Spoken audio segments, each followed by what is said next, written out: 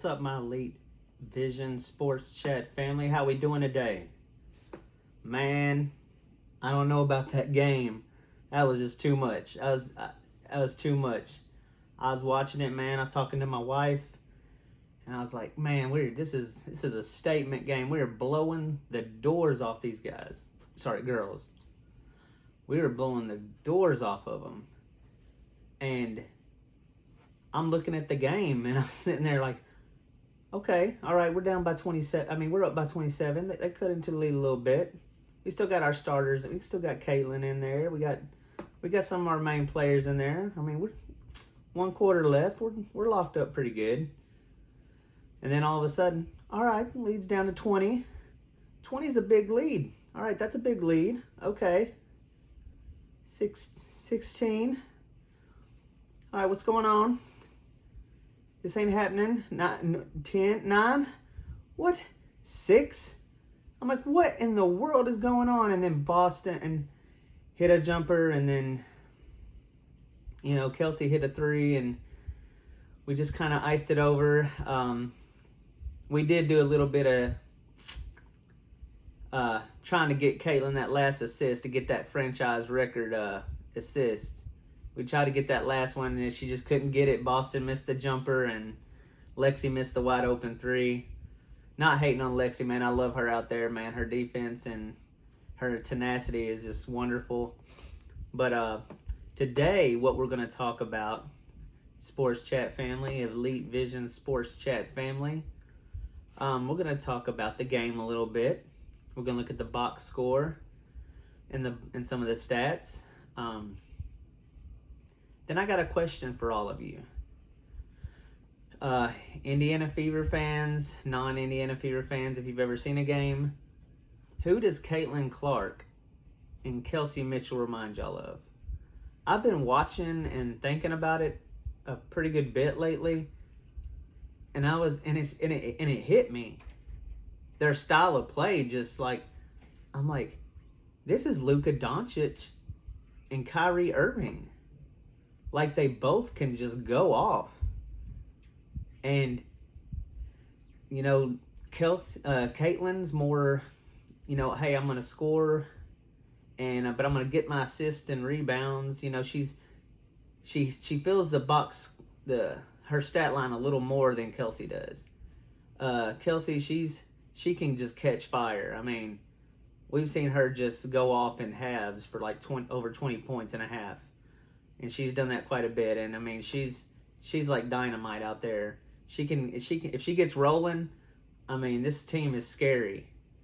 I think if they could start playing like Doncic and Kyrie, and if Kelsey, man, I've been just thinking so much, like Kelsey and Caitlin, they could be like the most dynamic duo to ever play the game.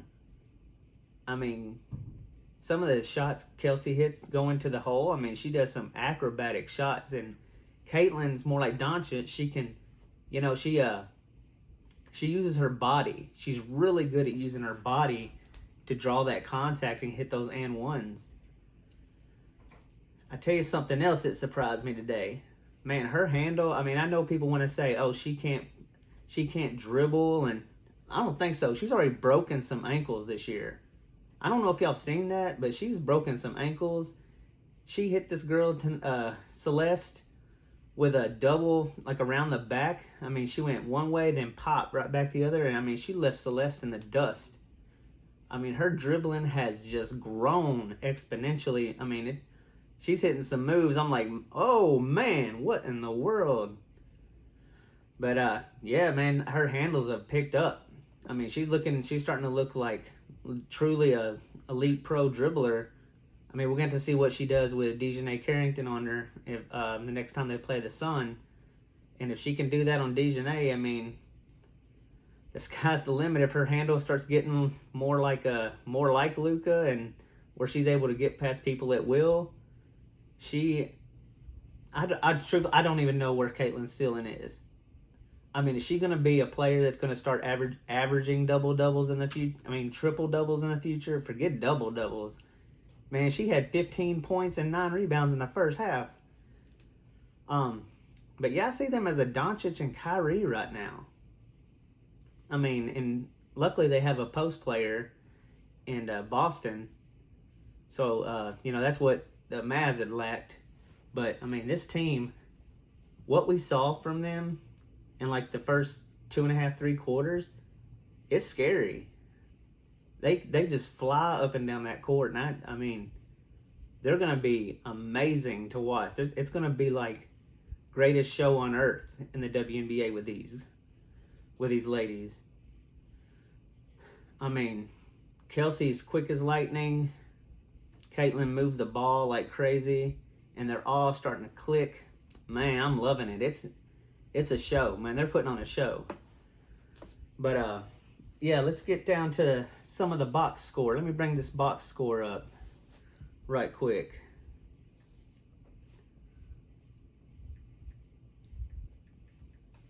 All right, let's look and see how everybody did tonight. All right, and Alyssa Smith, another double-double. I'm really liking her on the boards, her in Boston.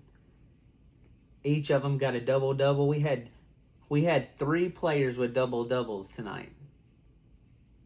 3 players with double-doubles. You had Alyssa Smith with 14 points, 10 rebounds. Boston staying really steady. And I like it. She's passing the ball. I'm loving that. And the 3 blocks on the defensive end. But 21 points, 13 rebounds, 5 assists, 3 steals. Loving that. Kelsey Mitchell, 28 points.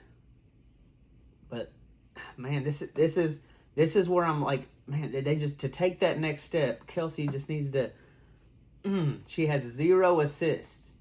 0 assists. With her speed and ability to get to the goal, she can draw that defense in. She just has to learn how to kick that ball out.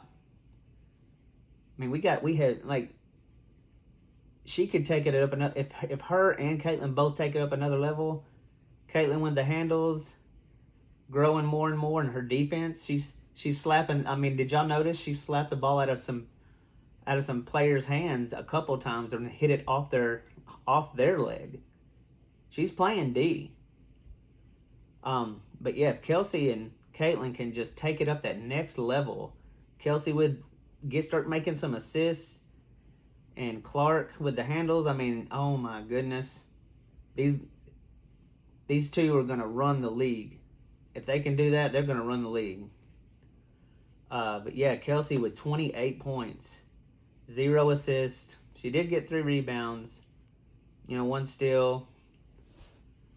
She was 11 of 19 from the field, shot 57%. She was 3 of 10 from behind the arc, 30%, knocked down a lot of free throws. Caitlin, of course, another masterpiece. 20 points, 13 assists, 6 turnovers. Some of them were from showing off, trying to do some slick behind the back passes. She was having fun out there, man. Those 6 assists, man, I don't care about that, man. Like, when those 6 turnovers happened, I mean, one of them was in a crucial point, but some of them were out there having fun, and, I mean, she's going to clean it up. I mean, what I think she's doing is she's testing the limits. She's feeling more and more comfortable out there. I mean, before, at the beginning of the season, when she was getting 6, 7, 8, 9 turnovers, she wasn't showing off. Right now, she's showing off a little bit, and she only got 6 turnovers. And I think she got a little comfortable out there, a little too comfortable, and started, like, letting the ball fly a little bit too much. But, yeah, man, that's not bothering me that much, man. I mean, when she has 13 assists, you want to subtract them 6 turnovers, she still had 7 assists. If you, what the Caitlin Clark haters love to do, well, she may have all them assists, but what about them turnovers? All right, well, let's subtract them turnovers. 6 from 13 is 7. 7 would still have you second or third in the league in assists, if y'all want to play that game. But, yeah, Caitlin, 20 points, 13 assists, man. She's on fire, man. She just can't stop getting these points, assists, double-doubles. Pretty soon she's going to have 14, 15 of them. Because she's just getting them really easy. I mean, it looks effortless. It's like she's not even trying. 6 rebounds. She's consistent on the boards. Let's see, what else did she do? Well, a steal. like she's reminding me on defense sometime. I mean, she's not at that level, but Dwayne Wade was a good shot blocker as a guard. She got another 2 blocks. I mean, this ain't the first time she's had blocks like this. I mean, she's consistently getting blocks.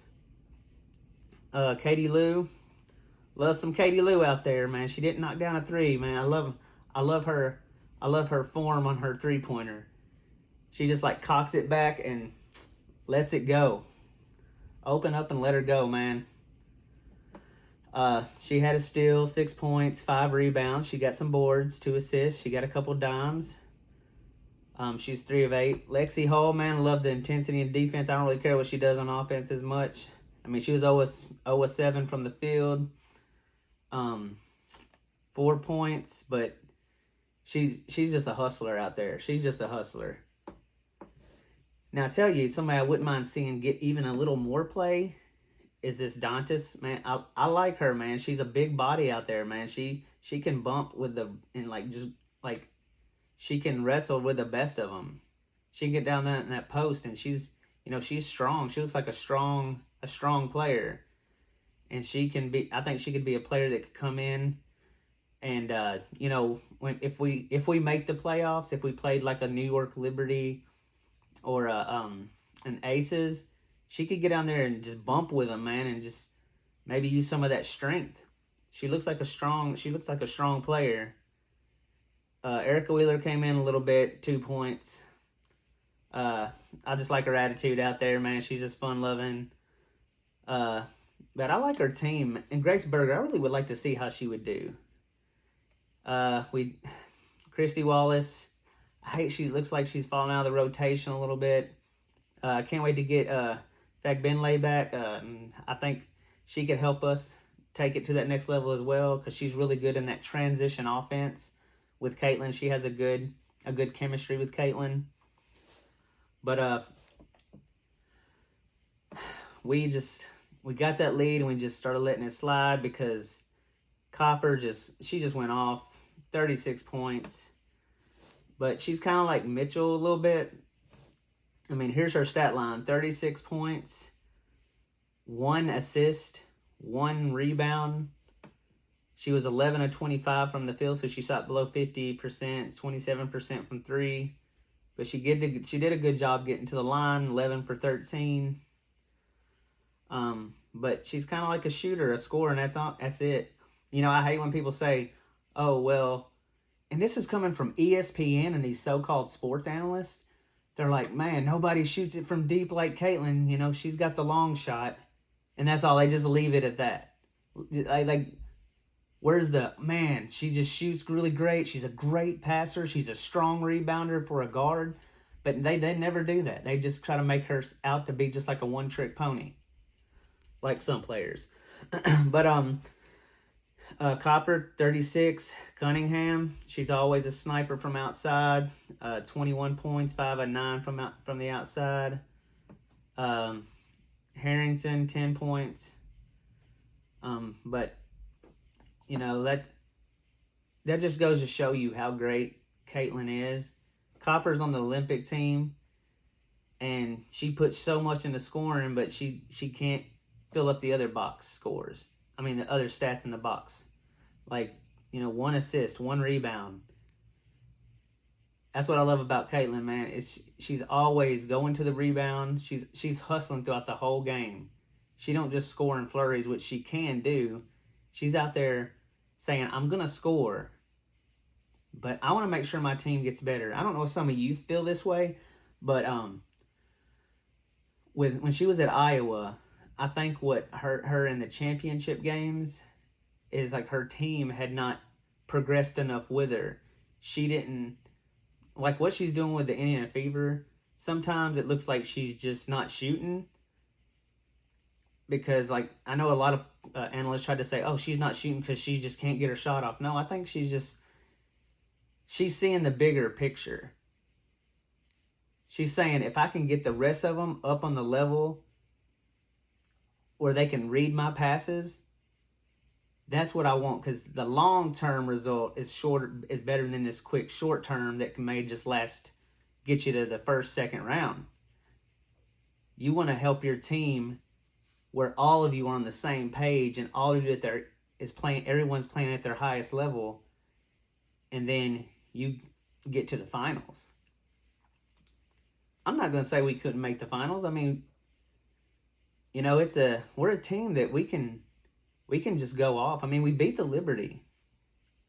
Then we lose to Mystics. We just got to get that consistency.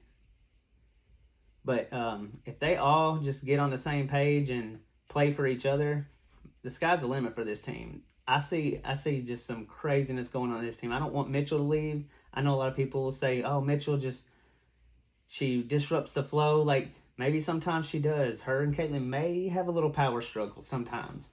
But all in all, I mean, Caitlin keeps her happy because she's getting the ball to Mitchell where she's getting wide open shots.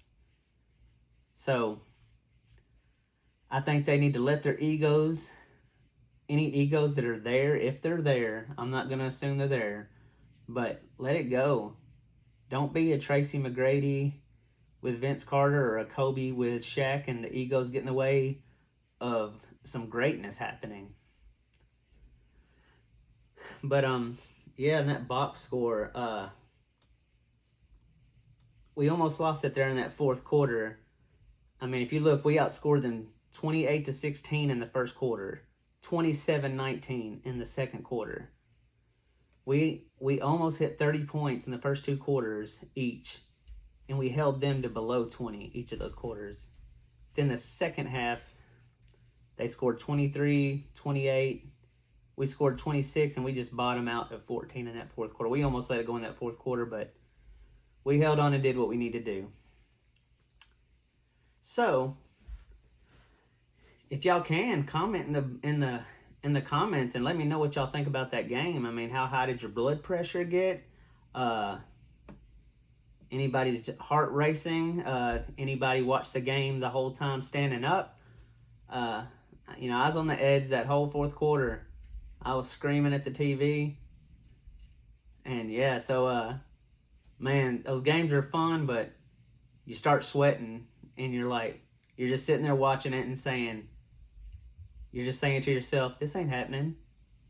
This ain't happening. So let me know what y'all thought of the game. And again, with my question of the day, who do y'all think, or who does Kelsey, Mitchell, and Caitlin remind y'all of when they're playing? I think Doncic, I think Luka, and Kyrie. I just see that in them. Let me know what y'all think. Please please like the video. I really want to grow, man. I love talking sports, and I want to have Discord on here. I want to have conversations. I'll go ahead and give you also an update what I think of the Rookie of the Year. You can't just look at stats. You just can't look at it in a vacuum.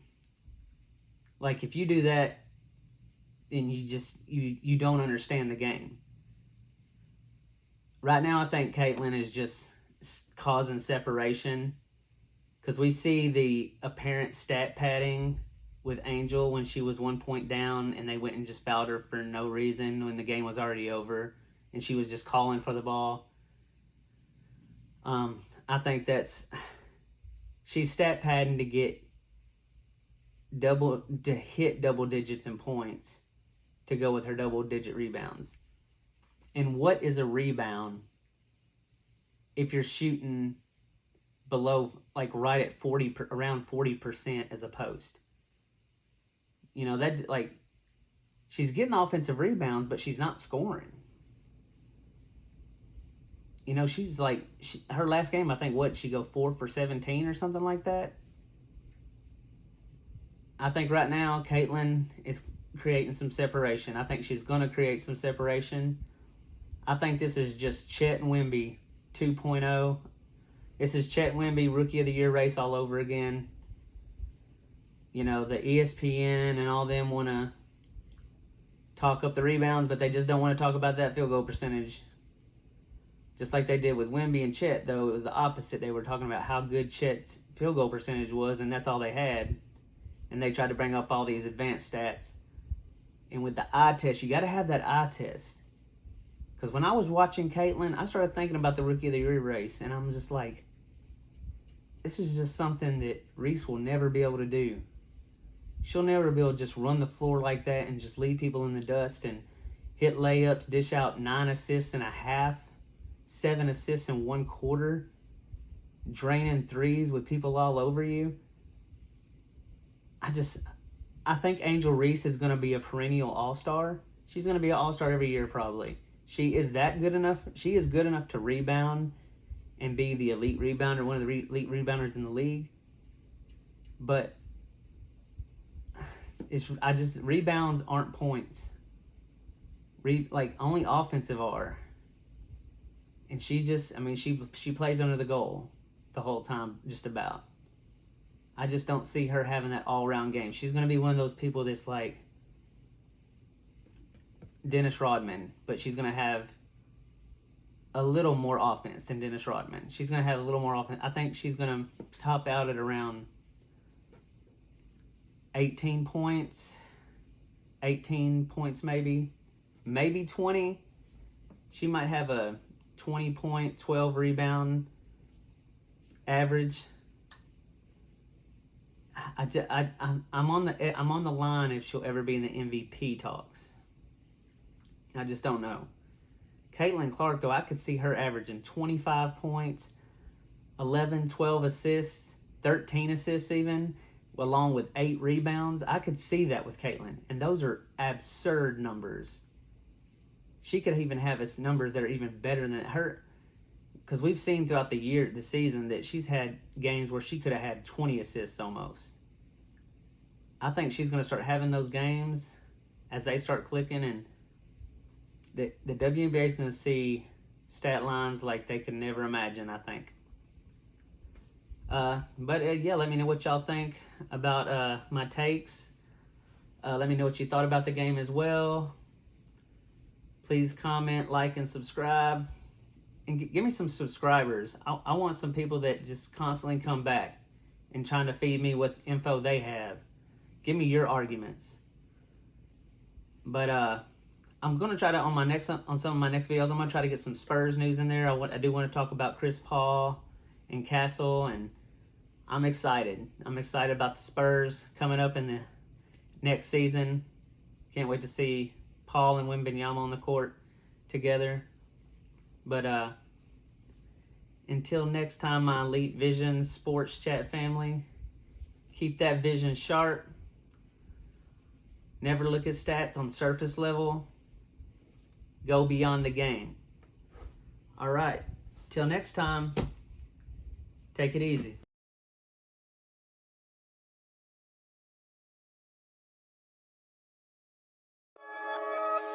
I'm a limited edition.